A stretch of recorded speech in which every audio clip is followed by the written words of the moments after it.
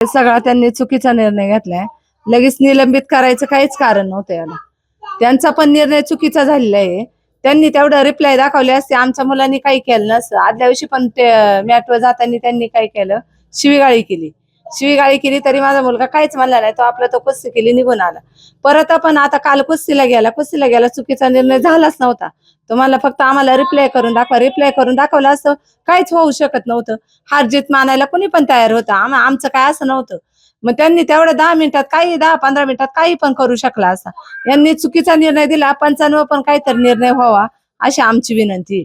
खरं तर तुम्ही आता माहिती दिली आहे की आदल्या दिवशी पण पंचांची आणि शिवराजची हुज्जत झाली होती. नक्की काय प्रकार आहे आणि कुस्तीपूर्वी पण पंचांनी शिवराजला डिवॉर्स दिला तुम्ही म्हणताय. कुस्तीच्या आदल्या दिवशी जाताना आहे ना, त्यांनी शिवीगाळी केली, पण शिवराज काहीच म्हणला नाही. त्यांना एक शब्द सुद्धा बोलला नाही, तो निघून आला.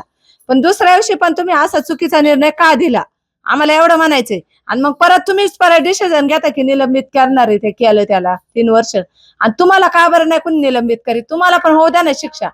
पंचांना होऊ द्या ना, दिनेश गुंडला होऊ द्या आणि संदीप भोंडवेंना पण होऊ द्या. खरं तर निर्णय चुकला हे मान्य आहे, पण शिवराजची पण कृती कुठेतरी चुकली आहे. तुम्हाला काय वाटतं? अहो संतापल्यावर कुणी पण असंच करणार ना. तुम्ही 2 दिवस त्याच्या भोवती असंच केलं. असं करायला नव्हतं लागत. तुमचा पण मुलगा आहे. एक ही दुसऱ्यांची मुलं म्हणून आपली मुलं म्हणूनच मानली जातात. पण असं पैलवानाच्या बाबतीत व्हावं नाही, गरीब कुटुंबाला असा अन्याय करावा नाही या पंचांनी, एवढंच आमचं म्हणणं आहे. खरं तर आता 3 वर्षाची बंदी घातली आहे. तुमची पुढली रणनीती काय असेल? पुढे काय करण्याचं तुमचं नियोजन असेल कुटुंबाचं? आता अजून काय आम्ही ते ठरवलं, पण त्यांनी हा निर्णय आम्हाला मान्य नाही निलंबित करण्याचा. त्यांना पण शिक्षा झाली पाहिजे.